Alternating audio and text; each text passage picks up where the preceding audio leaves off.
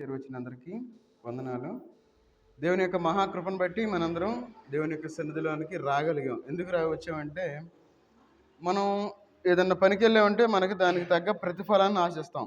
అయితే మనం దేవుని సన్నిధికి ఎందుకు వచ్చాము అనే విషయం గురించి హెబ్రీయులు రాసిన పత్రికలో ఒక మాట అంటా ఉన్నారు. చదవండి. హెబ్రీ పత్రిక 10వ అధ్యాయము, హెబ్రీ పత్రిక 10వ అధ్యాయము 35వ వచనం తీసుకున్నాం. అందరం కలిసి చదువుతాం. 10:35 అందరం కలిసి చదువుతాం. కాబట్టి మీ ధైర్యమును విడిచిపెట్టకుడి, దానికి ప్రతిఫలముగా గొప్ప బహుమానం కలుగును. ప్రార్థన చేసుకుందాం. మహోన్నతుడైన దేవా, సర్వాధికారి అయిన దేవా, నీకు వందనాలు తండ్రి. ఈ రాత్రికాల సమయంలో మీ పాసందులో చేరి మీ యొక్క వాక్యాన్ని వినటానికే మాకు ఇచ్చిన ధన్యతను బట్టి మీకు వందనాలు చెల్లించుకుంటూ ఉన్నా తండ్రి. చదవబడిన వాక్య భాగాన్ని మీరు దీవించి ఆశీర్వదించండి. మాకు కావాల్సిన ఆత్మీయ ఆహారం మాకు దయచేయండి. మీ యొక్క ఆత్మను మాకు తోడుగా ఉంచి నడిపించమని యేసుక్రీస్తు వారి నామంలో ప్రార్థించి అడిగి వేడుకుంటున్నాం తండ్రి. ఆమెన్.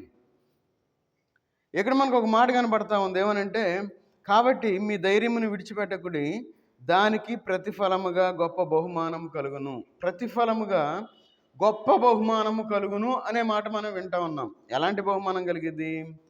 గొప్ప బహుమానము అని మనకి ఇక్కడ కనబడతా ఉంది. మనం దేవుని సన్నిధికి మనం ఎందుకు రావాలి అంటే, ఈ గొప్ప బహుమానాన్ని మనం పొందడానికి మనం దేవుని సన్నిధికి రావాలి. మనం కూడా కూర్చోవచ్చు, ఇంట్లో కూర్చోవచ్చు, ఎంజాయ్ చేయొచ్చు, కాలక్షేపం చేయొచ్చు. కానీ ఈ గొప్ప బహుమానము అనేది మన జీవితంలో మనం కలిగి ఉండాలి అంటే మనం ఖచ్చితంగా దేవుని సన్నిధికి రావాలి. అందుకే అంటున్నాడు, కాబట్టి మీ ధైర్యమును విడిచిపెట్టకుడి. ఈ మాట ఎందుకు వాడుతూ ఉన్నారు?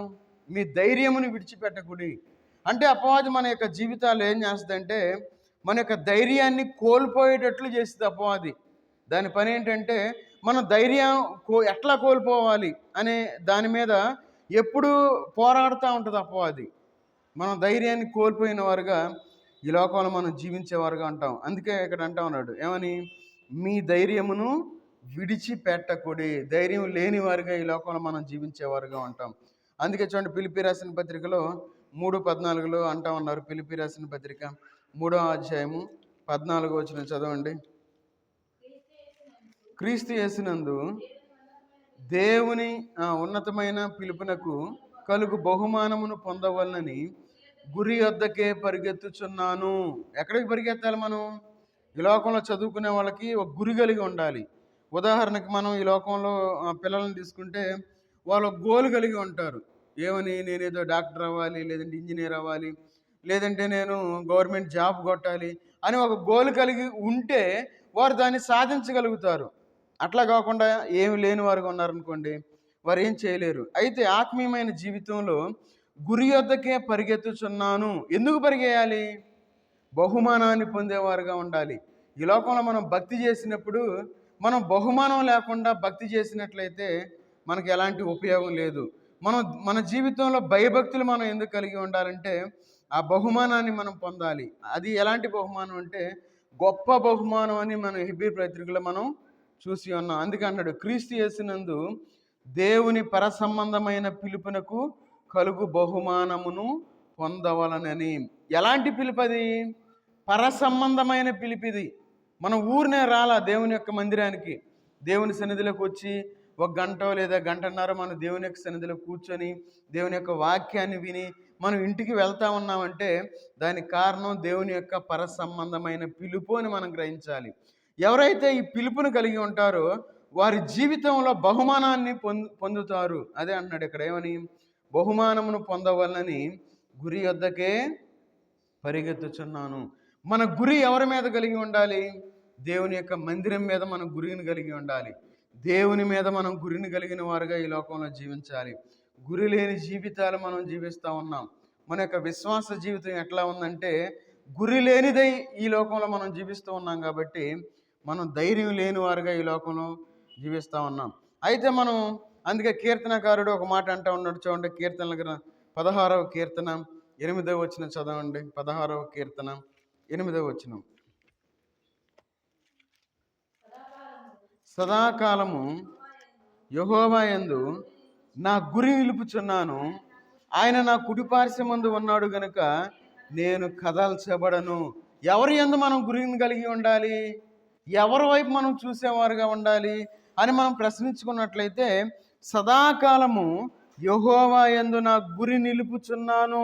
మన గురి వేటి మీద ఉండాలంటే, సదాకాలం మనం దేవుని మీద మన గురిని కలిగిన వారుగా ఈ లోకంలో మనం జీవించాలి. ఈ లోకంలో మన గురి ఎక్కడ ఉంటుందంటే, మనం ఈ లోకంలో జీవించేటప్పుడు కలిగి ఉండవలసిన వాటి మీద మన గురి ఉండదు. మనం ఏం చేస్తామంటే, ఈ లోకంలో ఏదో జీవిస్తున్నాము, మన టైం వచ్చినప్పుడు మనం చనిపోతాములే అని చెప్పి ఈ లోకంలో మనం సరిపెట్టుకునేవారుగా ఉంటాం. అయితే సదాకాలం మనం దేవుని యందు మనం గురి నిలుపుకునేవారుగా ఉండాలి. ఎంతమంది బాప్తీసం తీసుకొని దేవుని సన్నిధికి రాలేని వారుగా ఈ జీవిస్తూ ఉన్నారు. ఎంతమంది దేవుణ్ణి ఆరాధించలేని వారుగా ఈ లోకంలో జీవిస్తూ ఉన్నారు. అంటే గురి లేని జీవితాన్ని మనం జీవించేవారుగా ఉన్నాం. కాబట్టి మనం గురి కలిగిన వారుగా ఉండాలి. అందుకన్నాడు, గురి నిలుపుచున్నాము, ఆయన నా కుడి పార్శ్వమందు ఉన్నాడు. ఎవరైతే గురి కలిగిన జీవితాలు జీవించేవారుగా ఉంటారో దేవుడు మన యొక్క కుడి పార్శ్వమందు ఉంటారు అనే విషయాన్ని మనం గుర్తుపెట్టుకోవాలి. అంటే దేవుడు మనకి సహాయం చేసేవాడుగా ఉన్నాడు. అందుకే కనుక నేను కదల్చబడని జీవితాలు మనం కలిగి ఈ లోకంలో మనం జీవించేవారుగా ఉండాలి. స్థిరమైన జీవితాలు మనం జీవించేవారుగా ఉండాలి. అలాంటి జీవితాలు మనం జీవించాలి అంటే సదాకాలం మనం ప్రభువు మీద మనం గురి కలిగి జీవించేవారుగా ఉండాలి. ఈ గురి లేని జీవితాలు ఎట్లా ఉంటాయంటే, వారి జీవితాలు అస్తవ్యస్తంగా ఉంటాయి. అందుకే అంటున్నాడు, 9వ వచనం అంటున్నాడు, పాతాళమునకు నీవు నన్ను అప్పగింపవు, నీవు నీ భక్తుని గోతిని చూడనివ్వు. అంటే పాతాళమునకు నీవు నన్ను అప్పగింపవు అంటే మరణానికి దేవుడు మనల్ని అప్పగింపడు అనే విషయాన్ని మనం గుర్తుపెట్టుకోవాలి. ఎందుకంటే ఈ మధ్యకాలంలో మనం అకస్మాత్తుగా మరణాలు సంభవిస్తూ ఉన్నాయి. మరణం ఎట్లా సంభవించిద్దో మనకు తెలియదు. ఇప్పుడు దాకా బాగానే ఉన్నాడు, ఇప్పుడే నాతో మాట్లాడాడు, లేదా ఇప్పుడేనే పొన్నూరు వెళ్ళాడు, లేదంటే ఎక్కడికి వెళ్ళాడు, సడన్గా చనిపోయాడు అనే వార్తలు మనం వింటూ ఉన్నాం. అందుకే అంటున్నాడు ఇక్కడ, పాతాళమునకు అంటే మరణానికి దేవుడు మనల్ని అప్పగింపరు అనే విషయాన్ని మనం గుర్తుపెట్టుకోవాలి. అట్లా అప్పగించకుండా ఉండాలి అంటే మనం దేవుని యొక్క సన్నిధిలో మనం ఉండేవారుగా ఉండాలి. అందుకన్నాడు, నీవు నీ భక్తుని గోతిని చూడనివ్వు. కింద ఉంది కుళ్ళును అని రాయబడి ఉంది. అంటే దేవుడు మనల్ని మరణానికి అప్పగించేవాడు కాడు. అందువల్ల మన యొక్క జీవితంలో అందుకంటున్నాడు 10వ వచనం, అందువలన నా హృదయం సంతోషించుచున్నది, నా ఆత్మ హర్షించుచున్నది, నా శరీరము కూడా సురక్షితముగా నివసించుచున్నది. ఈ లోకంలో మనం సురక్షితంగా మనం జీవించాలి అంటే మనం దేవుని మీద గురి కలిగిన వారుగా ఉండాలి. దేవుని మీద గురి లేని వారుగా ఈ లోకంలో జీవిస్తూ ఉన్నాం కాబట్టి మన యొక్క జీవితాలు బాగుండటం లేదు. మరణ వార్తలు మనం వింటూ ఉన్నాం. ఏ క్షణం ఏం జరిగిద్దో మనకు తెలియదు. అందుకే ఇక్కడ కీర్తనకారుడు అంటా ఉన్నారు, ఏమనంటే, నా శరీరం కూడా సురక్షితముగా నివసించుచున్నది. మన జీవితాలు సురక్షితంగా ఉండాలి. ఈ లోకంలో మన కుటుంబం సురక్షితంగా ఉండాలి. మన కుటుంబం ఆశీర్వదించబడాలి. మన కుటుంబం క్షేమాన్ని చూసేదిగా ఉండాలి. మన కుటుంబం దేవుని యొక్క కృపను కలిగిందిగా ఉండాలి. ఇవన్నీ కలిగి ఉండాలంటే గురి కలిగిన జీవితాలు మనం జీవించాలి. మరి దేవుని సన్నిధికి కొంచెంసేపు మనం రాకుండా ఉన్నాం. చూడండి, ఈ లోకంలో మనం తెలివి లేని వారుగా ఈ లోకంలో జీవిస్తూ ఉన్నాం. కాబట్టి మనం ఏం చేస్తూ ఉన్నాం? అందుకే గురి కలిగిన వారుగా ఈ లోకంలో మనం జీవించాలి అంటే భక్తుల యొక్క జీవితాలు మనం మాదిరిగా తీసుకోవాలి. మనకంటే ముందున్న వాళ్ళు దేవుని కోసం ఎంతో కష్టపడ్డారు, వాళ్ళు ఎంతో శ్రమను అనుభవించారు, హతసాక్షులుగా వాళ్ళు చనిపోయారు. అందుకే ఫిలిప్పీ రాసిన పత్రికలో ఆ మాట మనకి రాస్తూ ఉన్నారు. చూడండి, ఫిలిప్పీలు రాసిన పత్రిక 3వ అధ్యాయము, ఫిలిప్పీలు రాసిన పత్రిక 3వ అధ్యాయము 17వ వచనం చదవండి. 17, సహోదరులారా, మీరు నన్ను పోలి నడుచుకునుడి, మేము మీకు మాదిరి ఉన్న ప్రకారము నడుచుకొని వారిని గురి పెట్టి చూడుడి. ఎవరిని చూడాలి మనం? ఎవరైతే దేవునిలో భయభక్తులు కలిగి జీవిస్తూ ఉన్నారో, ఎవరైతే దేవునిలో ఎదుగుతూ ఉన్నారో, ఎవరైతే దేవుని యొక్క ఆశీర్వాదాన్ని పొందుతూ ఉన్నారో వారి యందు మనం గురి కలిగి ఉండాలి. వారిని మనం మాదిరిగా మనం తీసుకోవాలి. అందుకే ఇక్కడ అంటా ఉన్నాడు, ఏమని? మీరు నన్ను పోలి నడుచుకునుడి, మేము మీకు మాదిరి అయి ఉన్న ప్రకారము నడుచుకుని వారిని గురిపెట్టి చూడుడి. అలాంటి జీవితాలు మనం జీవించేవారుగా ఉండాలి. మనం ఈ లోకంలో జీవించేటప్పుడు మనం ఆశీర్వదించబడినప్పుడు మనల్ని మాదిరిగా పెట్టుకొని జీవించేవారుగా ఉండాలి మన పక్కన వాళ్ళు. అంతేగాని మనల్ని చూసి మనం ఇంకా దిగజారుతా ఉన్నాం అనుకోండి, ఇంకా లోకంలో కలిసిపోయి మన ఇష్టానుసారంగా మనం మాట్లాడుతూ ఉన్నాం అనుకోండి. చూడండి, మాట్లాడటం చాలా తేలిక. మంచి పేరు తెచ్చుకోవాలంటే చాలా కష్టం. మంచి పేరు తెచ్చుకోవాలంటే అరే ఇటు చెడిపోయినోడు, చెడిపోయింది అనిపించుకోవాలంటే చాలా సింపుల్ అనమాట. కాబట్టి మన జీవితంలో మాదిరికరమైన జీవితాలు మనం జీవించేవారుగా ఉండాలి. అందుకంటున్నాడు, మేము మీకు మాదిరి అయి ఉన్న ప్రకారము నడుచుకుని వారిని గురిపెట్టి చూడుడి. గురిపెట్టి చూడుడి. అలాంటి జీవితాలు మనం జీవించేవారుగా ఉండాలి. అందుకే 18వ వచనంలో అంటా ఉన్నారు, అనేకులు క్రీస్తు శిలువకు శత్రువులుగా నడుచుకొనుచున్నారు. వీరిని గూర్చి మీతో అనేక పర్యాయములు చెప్పి ఇప్పుడును ఏడ్చుచు చెప్పుచున్నాను. చూడండి, ఎంత బాధ కలిగిన వాడుగా ఉన్నాడు పౌలు గారు. ఏడుస్తా చెప్తా ఉన్నాడు. ఎట్లా చెప్తా ఉన్నారు? అనేకులు క్రీస్తు శిలువకు శత్రువులుగా నడుచుకొనుచున్నారు. ఎవరు? రక్షింపబడిన వాళ్ళే. ఎవరు? విశ్వాసులే. ఎవరో దేవుని యందు భయభక్తులు కలిగి ఉన్నాము అని చెప్పుకుంటూ జీవించేవాళ్లే దేవుని యొక్క శిలువకి శత్రువులుగా జీవించేవారుగా ఉన్నారు. అందుకే అనేకులు, కొద్దిమందే దేవుని సన్నిధికి కొద్దిమందే వచ్చేది, దేవుని సన్నిధిలో కొద్దిమందే కనపడేది, దేవుణ్ణి కొద్దిమందే ఆరాధించేది, దేవుని యొక్క బలలో కొద్దిమందే పాలు పంపులు పొందేది. అందుకంటున్నాడు, అనేకులు ఏం చేస్తా ఉన్నారు? క్రీస్తు శిలువకు శత్రువులుగా నడుచుకొనుచున్నారు. మన ఇష్టానుసారంగా ఈ లోకంలో నడుచుకుంటా ఉన్నాం. ఎవరు అడుగుతారు? దేవుడు అన్న వచ్చి అడుగుతాడా? లేదంటే సేవకుడు వచ్చి అడుగుతాడా? లేకపోతే మన పక్కన విశ్వాసులు మనల్ని ఏమన్నా అడుగుతారా? ఒకవేళ అడిగారు అనుకోండి, ఉందే వాళ్ళకు ఉందే. కాబట్టి ఈ లోకంలో మనం జీవించేటప్పుడు చాలా జాగ్రత్తగా ఉండాలి. అందుకే వీరిని గురించి మీతో అనేక పర్యాయములు చెప్పి ఇప్పుడు నువ్వు ఏడ్చుచూ చెప్పుచున్నాను. ఏడుస్తా చెప్తా ఉన్నాడు. అయ్యో, బాప్తీసం తీసుకున్నారే, దేవుని సన్నిధిలో గడపటం లేదే. చూడండి ఎంత బాధపడతా ఉన్నాడు పౌలు గారు. మరి మనం ఆత్మీయమైన స్థితిలో అలాంటి బాధను మనం కలిగి ఉన్నామా? మనకి ఏం బాధ లేదు. చక్కగా తింటున్నాం, చక్కగా తిరుగుతున్నాం, దేవుడు మనల్ని కాచి కాపాడుతూ ఉన్నాడు, చక్కగా దేవుడు మనకు ఆరోగ్యాన్ని ఇచ్చాడు, అంతా సాఫీగా జరుగుతూ ఉంది. ఇంకా దేవుడితో పనే ఉంది మనకి? ఏమి వెళ్ళి కూర్చుంటాం మందిరంలో? దేవుని యొక్క వాక్యం ఎట్లా ఉందంటే వెర్రితనంగా ఉంది. ఏంది పద్దాకిళ్ళే మైకులు ఎంత సౌండ్ పెట్టి పెడతా ఉన్నారు, మాకు యూట్యూబ్లో వస్తుంది కదా, లేదంటే మాకు టీవీల్లో వస్తుంది కదా అని చెప్పి దేవుని యొక్క వాక్యాన్ని తక్కువగా చూసేవాళ్ళు ఉన్నారు ఈ లోకంలో. అందుకే దేవుని యొక్క సిలువకు శత్రువులుగా మనం నడుచుకునేవారుగా ఉన్నారు. అందుకే అంటున్నాడు 19వ వచనంలో, నాశనమే వారి అంతము, వారి కడిపే వారికి దేవుడు, వారు తాము సిగ్గుపడవలసిన సంగతుల యందు అతిశయపడుచున్నారు, భూ సంబంధమైన వాటిని మనస్కరించుచున్నారు. భూమి మీదే వాటి గురించి మనం ఆలోచించేవారుగా ఉన్నాం. ఈ లోకంలో మనం కొంత సంపాదించామనుకోండి, ఈ లోకంలో మనకి ఎంత గర్వంగా ఉంటుందో, నేను అది సంపాదించాను, ఇది సంపాదించాను. ఏం సంపాదించావు నీవు అంటారు ఈ లోకంలో. ఈ భూలోకమైన విషయాల గురించే మనస్కరించేవారుగా ఉన్నారు. కాబట్టి ఈ లోకంలో మనం మాదిరికరమైన జీవితాలు మనం కలిగి ఉండాలి. మాదిరికరమైన జీవితాలు మనం జీవించి మనం వారి మీద మనం గురి కలిగిన వారుగా ఉండాలి. మనకంటే చూడండి, విలియం కేరీ గారు చూడండి మన భారతదేశానికి వచ్చి అనేకమైన గొప్పగా ఎన్నో సేవా కార్యక్రమాలు చేసి ఉన్నారు. భగత్ సింగ్ గారు తనకున్న ఆస్తి మొత్తం వదిలేసి దేవుని కోసం ఎంతో శ్రమ పొందిన వాడుగా ఉన్నాడు. చూడండి, తను కూడా మంచి ఉద్యోగం చేసుకోవచ్చు, డబ్బు సంపాదించవచ్చు. చూడండి, దేవుని కోసం సాధు సుందర్ సింగ్ గారు తన కుటుంబాన్ని వదిలేసి దేవుని యొక్క పరిచర్య చేసిన వాడుగా ఉన్నాడు. ఎంతోమంది భక్తులను మనం చూస్తూ ఉన్నాం. వారి మీద మనం గురి కలిగి వారు ఎంత చేసినప్పుడు నేను ఎందుకు చేయకూడదు అనే మనస్సును మనం కలిగి ఈ లోకంలో జీవించాలి. అందుకే 20వ వచనంలో అంటాడు, మన పౌరస్థితి పరలోకమందున్నది. ఎక్కడుంది మన పౌరస్థితి? ఎక్కడ లేదు. ఈ లోకంలో మనకు భూమి లేకపోయినా పర్లా, ఈ లోకంలో మనకి బ్యాంక్ బ్యాలెన్స్ లేకపోయినా పర్లేదు, మన పౌరస్థితి ఎక్కడుంది?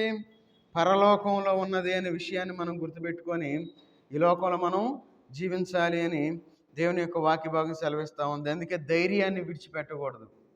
ధైర్యం లేని వారుగా ఈ లోకంలో చాలామంది బాధపడుతూ ఉంటారు, చాలామంది చింతపడతా ఉంటారు. అయ్యో నా కుటుంబం ఏంది. చూడండి, వాళ్ళు ఏడుస్తూ ఉంటారు. చూడండి, అపవాది మనల్ని ఏడిపించడమే. అందుకే చూడండి, యెహోషువ గ్రంథంలో మనం ఒక మాట చూడవచ్చు. యెహోషువ గ్రంథం 1వ అధ్యాయము 7వ వచనం చదవండి. యెహోషువ గ్రంథం 1వ అధ్యాయము 7వ వచనం. జాగ్రత్త పడి బహుధైర్యముగా ఉండి నా సేవకుడైన మోషే నీకు ఆజ్ఞాపించిన ధర్మశాస్త్రం అంతటి చొప్పున చేయవలను. నీవు నడుచు ప్రతి మార్గమున చక్కగా ప్రవర్తించినట్లు నీవు దాని నుండి కుడికి కానీ ఎడమకు కానీ తొలగకూడదు. చూడండి, ఇక్కడ ఒక మాట చెప్తా ఉన్నారు. ఏమని? నీవు నిబ్బరము కలిగి జాగ్రత్త పడి బహుధైర్యముగా ఉండి. మనం ఎలాంటి ధైర్యం కలిగి ఉండాలి? నిబ్బరం కలిగి జాగ్రత్త కలిగి మనం ఈ లోకంలో జీవించాలి. నిబ్బరము అంటే మనకి ఈ లోకంలో ఎలాంటి పరిస్థితులు వస్తాయంటే, దేవుడు నాకే పెట్టాడు ఈ కష్టం అనిపించింది, దేవుడు నాకే పెట్టాడు ఈ శ్రమ అనిపించింది, దేవుడు నాకే పెట్టాడు ఈ అనారోగ్యం అనిపించింది, దేవుడు అనిపించింది కొన్ని సందర్భాల్లో అసలు నా బిడ్డలు నా మాట వింటలేదే అనిపించింది. ఎలాంటి స్థితి కలిగినప్పటికీ మనం మన యొక్క ధైర్యాన్ని విడిచిపెట్టకూడదు. అందుకే అన్నాడు, ఏమంటా ఉన్నారు? బహుధైర్యముగా ఉండి ఏం చేయాలి? నా సేవకుడైన మోషే మీకు ఆజ్ఞాపించిన ధర్మశాస్త్రం అంతటి చొప్పున చేయవలను. అంటే వాక్యానుసారంగా ఈ లోకంలో మనం జీవించేవారుగా ఉండాలి. కుడికి కానీ ఎడమకు కానీ తొలగకూడదు. వాక్యం ఏం చెప్తే చేయాల్సిందే. శిష్యులు ఏం చేశారంటే, యేసుక్రీస్తు వారు మనుషులను పట్టు జాలరుగా మిమ్మల్ని తీసుకెళ్తానని చెప్పి శిష్యులను తీసుకెళ్ళిపోయారు. యేసుక్రీస్తు వారు చనిపోయిన వెంటనే అనుకున్నారు, ఏమని? అయ్యా, మేము ఎట్లా పోషించబడాలి, మేము ఎట్లా జీవించాలి ఈ లోకంలో అని చెప్పి వాళ్ళు దిగులు పెట్టుకున్నారు. దిగులు పెట్టుకొని మళ్ళా వల్ల పట్టుకున్నారు, వెళ్ళి మళ్ళీ చేపలు పట్టుకుంటా ఉన్నారు.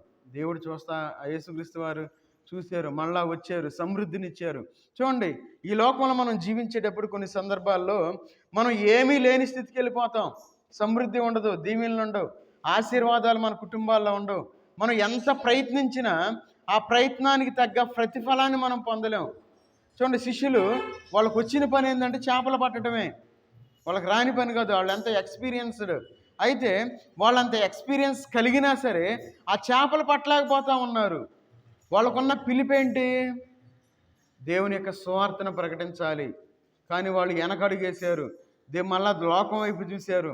యేసుక్రీస్తు వారు వచ్చి మరలా ఆశీర్వాదం అంటే దేవుడు మళ్ళీ గుర్తు చేశాడు, అయ్యా మీరు మనుషులను బట్టేవాళ్ళుగా ఉండాలి, దేవుని యొక్క సేవలో ఉండాలని చెప్పి మళ్ళీ దేవుడు వాళ్ళని పిలుచుకొని ఈ ప్రపంచం మొత్తం వాళ్ళని పంపించినట్లు మనం చూస్తూ ఉన్నాం. మన జీవితంలో కూడా ఒక సందర్భంలో అనిపించింది, ఎందుకు ఈ ధైర్యం కోల్పోయి ఏడ్చేవారుగా ఉంటాం. ఎందుకు? నేను ఎంత భక్తి చేస్తా ఉన్నానే, ఎంత భయం కలిగి ఉన్నానే, నాకు ఎందుకు కలగాలి, నా జీవితం ఎందుకు అని ప్రశ్నించుకోవాల్సిన సందర్భంలోనికి వెళ్ళిపోయే స్థితి మనకు వచ్చింది. అయితే అలాంటి స్థితిలో మనం ధైర్యంగా ఉండాలి. ఎట్లా ధైర్యంగా ఉండాలి? ఎట్లా ఉండాలి? నిబ్బరము కలిగి జాగ్రత్త పడి బహుధైర్యముగా ఉండి. ధైర్యాన్ని కోల్పోయేవారుగా ఉంటున్నారు. అందుకే 6వ వచనం చదవండి. నిన్ను విడువను, నిన్ను ఎడబాయను, నిబ్బరము కలిగి ధైర్యముగా ఉండుము. వారికిచ్చేదనని నేను వారి పితరులతో ప్రమాణం చేసిన ఈ దేశమును నిశ్చయముగా నీవు ఈ ప్రజల స్వాధీనము చేసేదవు. చూడండి, దేవుడు ఏమంటా ఉన్నాడు? నిన్ను విడువను, నిన్ను ఎడబాయను. చూడండి, మన దేవుడు వాగ్దానం చేస్తా ఉన్నాడు, మనల్ని విడిచిపెట్టే దేవుడు కాదు ఆయన, మనల్ని ఎడబాసే దేవుడు కాదు ఆయన. మన మధ్య ఉన్న వాళ్ళు ఏం చేస్తారు? మనం వదిలిపెడతారు. ఎందుకంటే కొన్ని సందర్భాలు మనం చేదరించుకుంటారు. ఏంది నువ్వు చెప్పేది అంటారు. కానీ దేవుడు మనల్ని ఎప్పుడు అట్లా అనుకోడు. దేవుడు మనల్ని ప్రేమించేవాడుగా ఉన్నాడు. ఆయన మనల్ని ఎట్లా ఉంచాడు? నిన్ను విడవను, నిన్ను ఎడబాయను. మన పరిస్థితి ఏ విధంగా ఉన్నా, ఒకవేళ మన దగ్గర డబ్బు ఉందనుకోండి, ఈగలు ముసిరినట్టు ముసిరుతారు మన చుట్టూ. డబ్బు లేకపోతే ఏం జరిగింది తెలుసా? ఏం చేత కానాడు, ఏం చేయలేడు, ఏంది పరిస్థితి ఎట్లా ఉందని చెప్పి మన మీద జాలి పడేవారుగా ఉంటారు. ఎవ్వరు మన ఇంటి దగ్గర కూడా రారు. ఎందుకు రారు?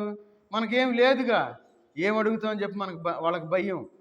ఈ లోకంలో దేవుడు మనకు ఒక వాగ్దానం చేస్తా ఉన్నాడు, నిన్ను విడువను, నిన్ను ఎడబాయను. చూడండి, దేవుడు మనల్ని ఇప్పటివరకు కాచి కాపాడాడు. ఆయన చేతిలో మనల్ని భద్రపరుచుకున్నాడు.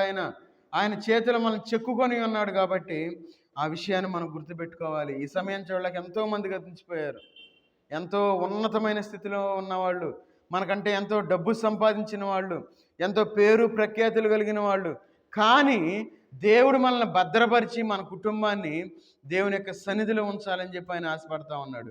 ఎప్పటికైనా మనం మారు మనసు పొందేవారుగా ఉండాలి. మన మనసు ఎట్లా ఉందంటే రాతి మనసును మనం కలిగి ఉన్నాం. ఎన్నోసార్లు దేవుని యొక్క వాక్యాన్ని వింటా ఉన్నాం. సిగ్గు మనకి దేవుని సన్నిధికి రావాలంటే, దేవుని సన్నిధిలో కూర్చోవాలంటే సిగ్గు. మరి ఆ రోగం వచ్చినప్పుడు మనం హాస్పిటల్కి వెళ్తాంగా, మరి అప్పుడు సిగ్గుపడమే? దాని మీద పండుకోవాలి. టెస్ట్‌లకి వెళ్ళేటప్పుడు ఎంత సిగ్గో. మన జీవితంలో మనం చాలా జాగ్రత్తగా ఉండాలి. నిన్ను విడువను, నిన్ను ఎడబాయనని చెప్పి దేవుడు మనకు వాగ్దానం చేస్తా ఉన్నాడు. ఎందుకంటే ఆయన నిన్న నేడు రేపు ఏకరీతిగా ఉన్న దేవుడు. ఆయన వాగ్దానం చేస్తా ఉన్నాడు. అందుకన్నాడు 5వ వచనంలో, నీవు బ్రతుకు దినములన్నిటను ఏ మనుషుడును నీ ఎదుట నిలవలేక ఉండును. నేను మోషేకు తోడై ఉండినట్లు నీకును తోడై ఉందును. చూడండి, మోషేకి ఏ విధంగా అయితే తోడై ఉన్నాడో అదే విధంగా మనకు కూడా దేవుడు తోడై ఉంటాడు అనే విషయాన్ని జ్ఞాపకం చేస్తూ ఉన్నాడు. తోడై ఉన్నాడు ఆయన మనకి. మనం దేవుని సన్నిధికి వచ్చినా రాకపోయినా, ఆరాధన చేసినా చేయకపోయినా, ఈ లోకాన్ ఆచారాల ప్రకారం ఈ లోకంలో మనం జీవించిన దేవుడు మనకు తోడై ఉన్నాడు కాబట్టి మనందరం సజీవులుగా ఉన్నాం. ఆ విషయాన్ని మనం గుర్తు చేసుకోవాలి. ఎందుకంటే మన దేవుడు మనల్ని ధైర్యం, అందుకే గొప్ప బహుమానం ఇస్తా ఉన్నాడు. ఆయన కృపే ఆయన బహుమానం అంటే. చూడండి, మొదటి సమూయేలు గ్రంథం 30వ అధ్యాయము 6వ వచనం చదవండి. మొదటి సమూయేలు 30వ అధ్యాయము 6వ వచనం. మరియు కుమారులను బట్టి కుమార్తెలను బట్టి జనులకందరి ప్రాణము విసిగినందున రాళ్ళు రువ్వి దావీదును చంపుదుము రండని వారు చెప్పుకొనగా, దావీదు తన దేవుడైన యెహోవాను బట్టి ధైర్యము తెచ్చుకొని. ఎవరిని బట్టి మనకు ధైర్యం? దావీదు గారు దేవుడిని బట్టి ధైర్యం తెచ్చుకుంటా ఉన్నాడు. మనకున్న పరిస్థితిని బట్టి మనం ధైర్యం తెచ్చుకోలేం. మనకున్న బాధను బట్టి మనం ధైర్యం తెచ్చుకోలేం. కృంగిపోయే స్థితిలో మనం జీవిస్తూ ఉంటాం. అయితే దావీదు గారు దేవుణ్ణి బట్టి ధైర్యం తెచ్చుకుంటా ఉన్నాడు. అందుకన్నాడు, తన దేవుడైన యెహోవాను బట్టి ధైర్యము తెచ్చుకునేను. ఈ రాత్రికాల సమయంలో మనం ఏం చేయాలంటే, మన దేవుడైన యెహోవాను బట్టి మనం ధైర్యం తెచ్చుకునేవారుగా ఉండాలి. అలాంటి ధైర్యం కలిగి ఈ లోకంలో మనం జీవించేవారుగా ఉండాలి. ఈ లోకంలో మనల్ని ఎవరైనా మనం అనుకుంటాం, ఎవ్వరు మన దగ్గరికి రాకపోయినా దేవుడు మనతో వచ్చేవాడుగా ఉన్నాడు. దేవుడు మనతో ఉండేవాడుగా ఉన్నాడు. దేవుడు మనల్ని నడిపించేవాడుగా ఉన్నాడు. ఆయన మనల్ని పోషిస్తూ ఉన్నాడు. కాబట్టి మనం ఆయన్ని బట్టి మనం ధైర్యాన్ని తెచ్చుకునేవారుగా ఉండాలి. దావీదు తన యొక్క జీవితంలో తను సమస్తాన్ని కోల్పోయినప్పుడు, చెరబట్టబడినప్పుడు దేవుని యొక్క అందుకే చూడండి, దావీదు మిక్కిలి దుఃఖపడెను. దుఃఖంలో ఉన్నప్పుడు దేవుని బట్టి ధైర్యాన్ని తెచ్చుకునేవాడుగా ఉన్నాడు. అయితే రాత్రికాల సమయంలో ఒకవేళ దుఃఖంలో ఉన్నావేమో, దేవుడు మనతో మాట్లాడుతూ ఉన్నాడు. ఆ దుఃఖాన్ని దేవుడు సంతోషంగా మార్చబోతా ఉన్నాడు. మన ధైర్యంతో మనం దేవుని యొక్క సన్నిధిలో ఎదురు చూసేవారుగా ఉండాలి. కృంగిపోకూడదు, చింతించకూడదు, మనోవేదన పడకూడదు. ఈ లోకంలో మనం జీవించేటప్పుడు నా దేవుడు నాకున్నాడు అనే ధైర్యంతో మనం ఈ లోకంలో మనం జీవించేవారుగా ఉండాలి. ఎందుకు నాకు ఈ బ్రతుకు అని మనం ఎప్పుడు అనుకోకూడదు. ఎందుకంటే అపవాది మనిషిని చంపాలని చూస్తూ ఉంటుంది. అయితే దేవుడు మనల్ని జీవింపజేసేవాడుగా ఉన్నాడు. కాబట్టి ధైర్యాన్ని మనం ఎప్పుడు కోల్పోకూడదు. అందుకే మనం ఈ లోకంలో మనకు ఎందుకు ధైర్యం ఉండాలి చెప్పండి? ఈ లోకంలో మనం ధైర్యం కలిగి ఉండాలి. ఈ లోకంలో మనం ఎందుకు ధైర్యం ఉండాలంటే, చూడండి, మొదటి దినవృత్తాంతాల గ్రంథంలో చెప్తా ఉన్నారు. మొదటి దినవృత్తాంతాల గ్రంథం 17వ అధ్యాయము, మొదటి దినవృత్తాంతాల గ్రంథం 17వ అధ్యాయము 25వ వచనం చదవండి.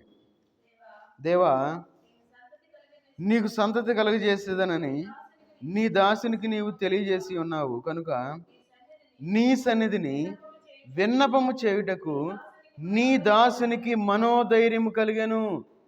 ఎందుకు మనోధైర్యం అంటే, ధైర్యం ఎందుకు కలుగుతూ ఉంది? మనం ప్రార్థన చేయడానికి ధైర్యం తెచ్చుకునేవారుగా ఉండాలి. మనం ప్రార్థన చేస్తే మన బ్రతుకు మారిపోద్ది. మనం ప్రార్థన చేస్తే మన రోగం పోద్ది. మనం ప్రార్థన చేస్తే మన సమస్యలు పోతాయి. మనం ప్రార్థన చేస్తే మన చింత పోతుంది.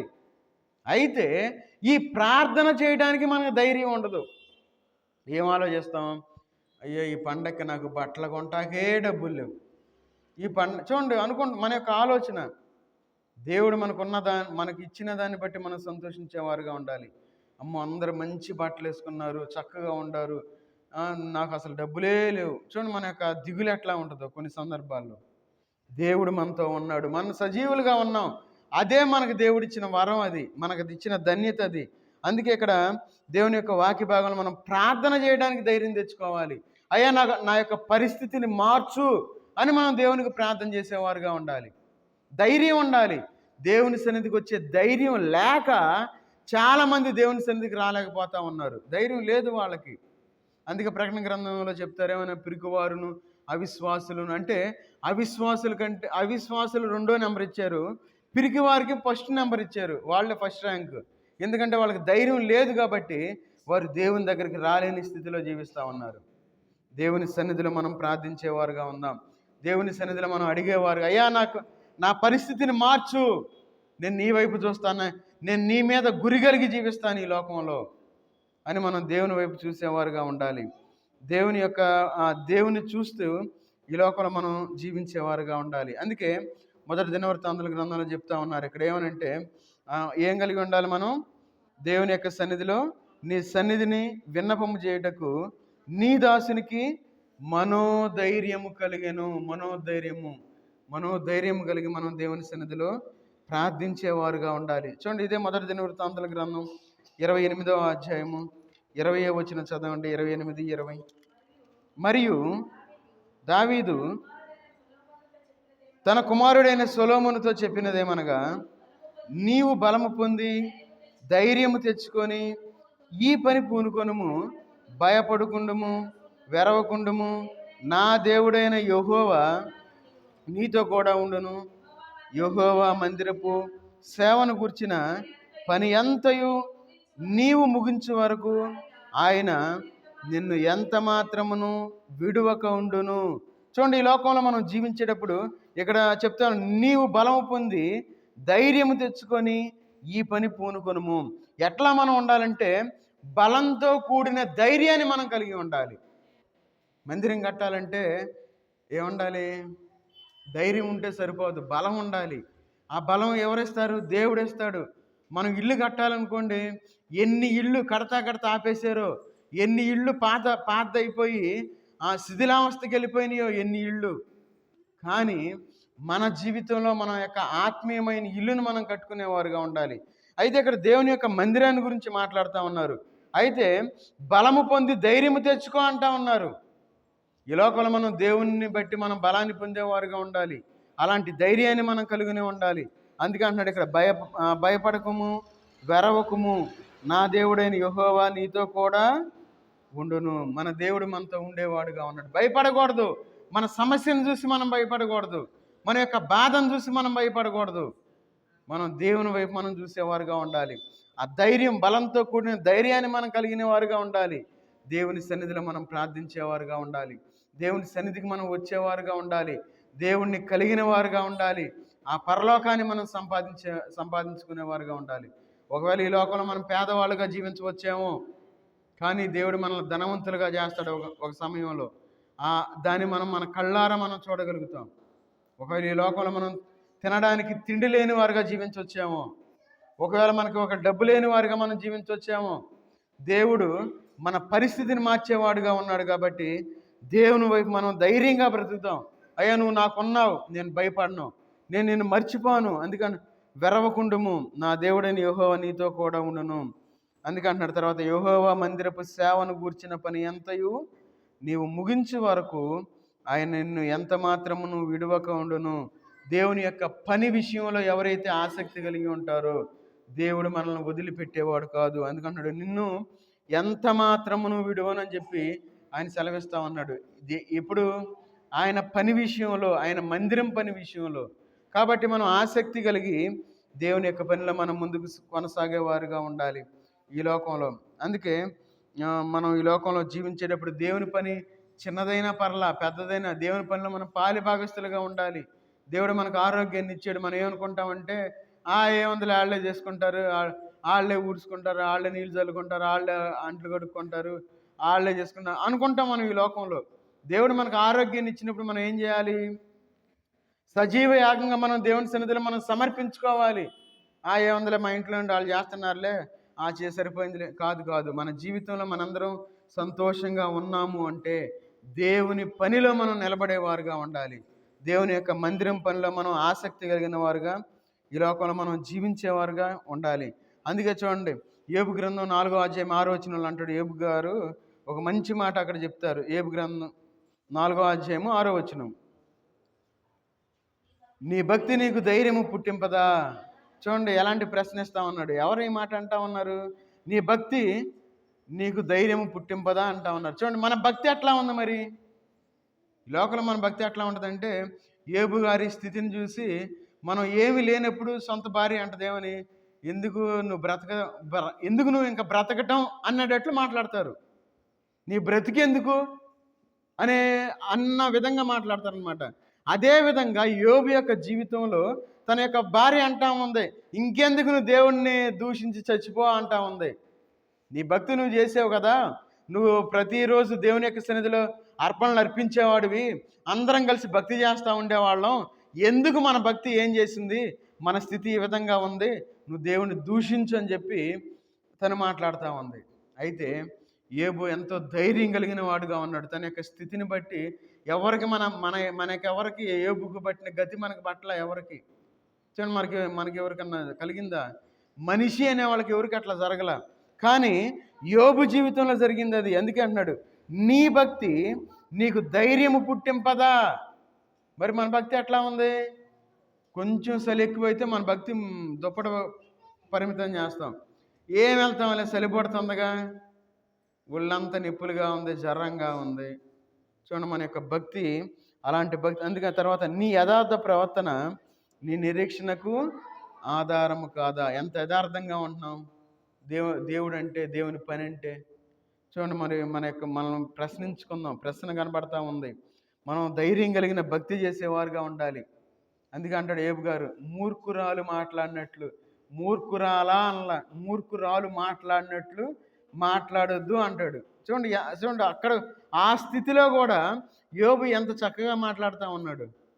మూర్ఖురాలా అనలా. చూడండి మన జీవితంలో మనమైతే ఏమంటాం, అబ్బో ఎంత కోపం వచ్చిద్దో, ఇసిరి కొడతాం, వీలైతే ఎత్తి ఇసిరేయాలన్నంత కోపం వచ్చేసిద్ది మనుషులకి. ఎంత కోపం వచ్చిద్దో, జంతువులకు ఎప్పుడు రాదు కోపం, మనుషులకే కోపం వచ్చింది. కాబట్టి ఈ లోకంలో మనం జీవించేటప్పుడు ధైర్యంగా ఉండాలి. అపవాది ఏం చేసిద్దంటే అలాంటి స్థితిలోనికి మనం నెట్టేసిద్ది. అపవాది నెట్టేస్తాడు. కాబట్టి ఈ లోకంలో మనం జీవించేటప్పుడు భక్తి కలిగి ధైర్యంగా ఉండాలి. నేను ఎలాంటి స్థితిలో ఉన్నా నా దేవుడు నన్ను విమోచించేవాడుగా ఉన్నాడు. ఆయన విమోచకుడు, ఆయన సజీవుడు, ఆయన విడిచిపెట్టేవాడు కాదు, నా స్థితిని మార్చే దేవుడు అని మనం ఈ లోకంలో జీవించేవారుగా ఉండాలి. కాబట్టి ఈ లోకంలో మనకి ఆ గొప్ప బహుమానం మనం పొందాలి అంటే మనం గురి కలిగిన వారుగా ఉండాలి. మనం గురి కలిగిన జీవితం మనం జీవించేవారుగా ఉండాలి. సరే, మనం వేటి మీద మనం గురి పెట్టి మనం జీవించాలి? చూడండి, మనకు ఆ బహుమానం కావాలంటే సామెతల గ్రంథంలో చూడండి, సామెతలు 11వ అధ్యాయము, సామెతలు 11వ అధ్యాయము 18వ వచనం చదవండి.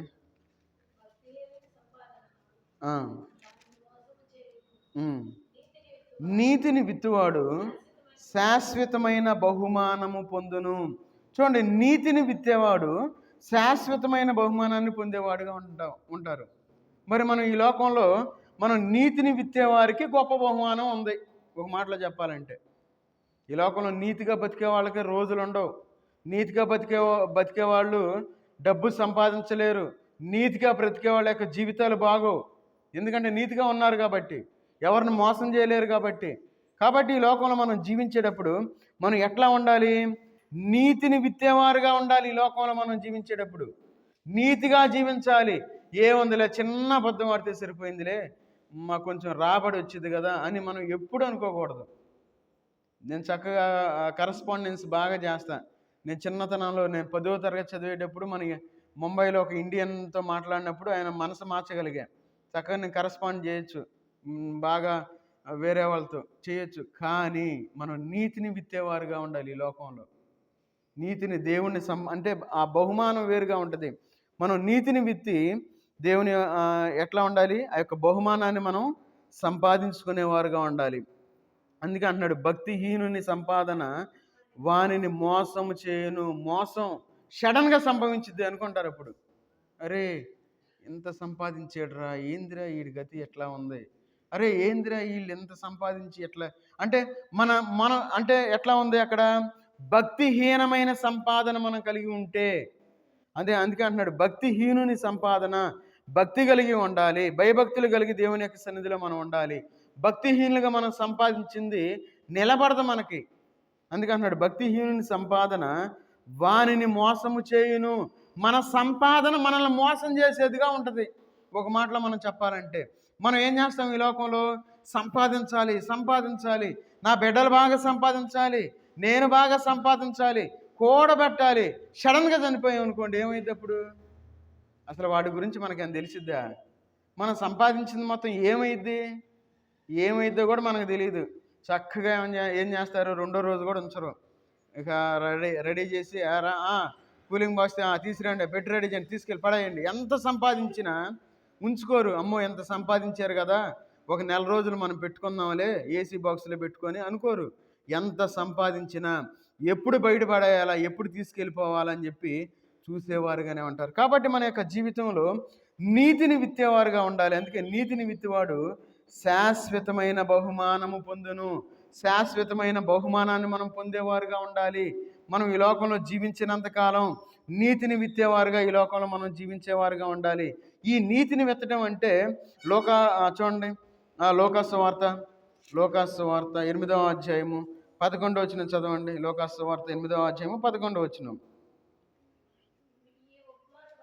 ఈ ఉపమాన భావం ఏమనగా విత్తనము దేవుని వాక్యము. నీతిని విత్తటము అంటే విత్తనము దేవుని వాక్యము. దేవుని వాక్యాన్ని మనం కలిగిన వారుగా ఉండాలి. ఎవరిలో దేవుని వాక్యం లేదు, అందరిలో ఫోన్ ఉంది. ఇప్పుడున్న జనరేషన్ బట్టి ప్రతి ఒక్కరిలో మొబైల్ డేటా ఖచ్చితంగా ఉండాల్సిందే, ఫోన్ ఉండాల్సిందే. 24 గంటల్లో మినిమం 6 గంటలు ఫోను, మినిమం 6 గంటలు, 6+ ఉంటుంది, తక్కువ ఎక్కడ ఉండదు. మరి దేవునితో మనం ఎంతసేపు ఉంటున్నాం? దేవుడు మనకి 24 గంటలు ఇచ్చాడు కదా, కనీసం 2 గంటల 40 నిమిషాలు దశంభాగం ఇద్దాం. సమయంలో 2 గంటల 40 నిమిషాలు మనం దేవునితో గడుపుతా ఉన్నామా? అయ్యా నువ్వు నాకు 24 గంటలు ఇచ్చావు కదా, నీకు 10% ఇస్తున్నాను నా టైంలో అని 2 గంటల 40 నిమిషాలు మనం గడపలేకపోతా ఉన్నాం. మరి మనకు ఆ టైం ఇవ్వకపోతే ఈ లోకంలో, అందుకే చూడండి దేవుని యొక్క వాక్యము, ఎవరైతే వాక్యాన్ని తెలుసుకుని ఉంటారో వారి జీవితాలు చాలా ధన్యం. వాళ్ళు ఎట్లా ఉంటుందంటే దేవుడు వాళ్ళకి ఆలోచన చెప్పేవాడుగా ఉంటాడు. కొన్ని సందర్భాల్లో మనం తప్పుడు నిర్ణయాలు తీసుకోవటం వల్ల చాలా మనం నష్టపోవాల్సి వస్తుంది. తప్పుడు నిర్ణయాలు తీసుకుంటే మనకి సరి అయిన ఆలోచన మనకు కావాలంటే వాక్యాన్ని విత్తేవారుగా ఉండాలి. అందుకే లోకాసు వార్తలో చెప్తా ఉన్నారు. అందుకే మార్కు సువార్తలో కూడా ఉంది చూడండి. మార్కు సువార్త 4వ అధ్యాయము 14వ వచనంలో అదే చెప్తారు. 4:14 విత్తువాడు వాక్యము విత్తుచున్నాడు. చూడండి, వాక్యం విత్తేది మన జీవితంలో వాక్యం కలిగి ఉండాలి. ఎవరైతే వాక్యాన్ని కలిగి ఈ లోకంలో జీవించేవారుగా ఉండారో వారు జీవితాలు ఫలించేవిగా ఉంటాయి, వారి జీవితాలు ఆశీర్వదించబడేవిగా ఉంటాయి. కాబట్టి ఈ యొక్క రాత్రికాల సమయంలో మనందరం ఈ యొక్క నీతిని విత్తేవారుగా ఉండాలి. నీతి అంటే ఏంటంటే దేవుని యొక్క వాక్యము అనే విషయాన్ని మనం గుర్తుపెట్టుకోవాలి.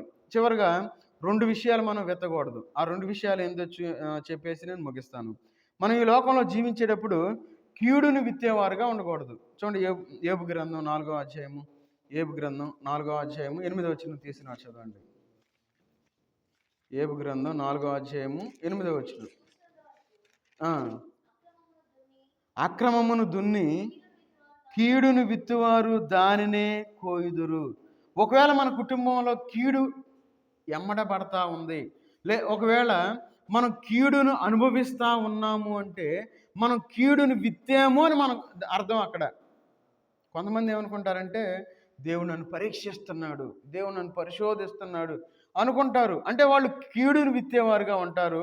వారు వాక్యానుసారంగా జీవించరు. వారు ఇష్టం వచ్చినట్లు వాళ్ళు జీవించి వాళ్ళు ఏమంటారంటే దేవుడు నన్ను పరిశోధిస్తున్నాడు, దేవుడు నన్ను పరిశీలిస్తున్నాడు అని చెప్పి సమర్థించుకునేవారుగా ఉంటారు ఈ లోకంలో. అయితే దేవుని యొక్క వాక్య భాగంలో ఏం సెలవిస్తా ఉన్నారు? నేను చూచినంత వరకు అక్రమమును దున్ని కీడును విత్తువారు దానినే కోయుదురు. ఎవరి జీవితాల్లో కీడు చేయాలి అనే ఆలోచన కలిగి ఉంటారో వారి కుటుంబాల్లో కీడును కలిగి ఉంటారు. కీడు వెంబడించేదిగా ఉంటుంది అనే విషయాన్ని మనం గుర్తుపెట్టుకోవాలి. అందుకే చూడండి, సామెతల గ్రంథం 22వ అధ్యాయము 8వ వచనంలో ఒక మాట మనం చూడగలుగుతాం. సామెతల గ్రంథం 22వ అధ్యాయము 8వ వచనం. దౌష్ దౌష్ట్యమును విత్తువాడు కీడును. దౌష్ట్యము అంటే ఏంటి? దౌష్ట్యమును అంటే ఏంటంటే, దాన్ని ఇంగ్లీష్ బైబిల్లో రాశారు గెయిన్ ఆఫ్ సారో అని రాశారు. ఇంగ్లీష్ బైబిల్లో గెయిన్ ఆఫ్ సారో అంటే దుఃఖపు ధాన్యము అని రాయబడి ఉంది. దుఃఖపు ధాన్యము. గ్రెయిన్స్ ఆఫ్ సారో అంటే దుఃఖపు ధాన్యము. అంటే మన జీవితంలో కొంతమంది ఏడుస్తూ ఉంటారు. ఎప్పుడు ఎదుటి వాళ్ళ మీద పడి ఏడ్చేవారుగా ఉంటారు. ఎవరన్నా కొంచెం సంపాదించుకుంటా ఉన్నారనుకోండి, వాళ్ళని చూసి ఏడ్చేవారుగా ఉంటారు. అదే దాన్నే ఉంటారంటే దౌష్ట్యము అంటారు. దాన్నే మనం చూసి ఓర్చుకోలేని తనం అంటాం. అంటే ఎవరన్నా మంచి స్థితికి వెళ్ళినప్పుడు వెళ్ళారు కదా, చాలా మంచిది అనుకోరు, దాన్నే దౌష్ట్యము అంటారు. దానికి ఉన్న పర్యాయ పదాలు ఏంటంటే చింత, జాలి, దుఃఖము, విచారము, వ్యసనము, తర్వాత వ్యాకులత, శోకము, సంతాపము అని మనం చెప్పుకోవచ్చు ఈ దౌష్ట్యమైన దానికి. ఇవన్నీ మనం కలిగి ఉండి ఈ లోకంలో మనం జీవిస్తే మన యొక్క జీవితంలోనికి ఏమొస్తుంది?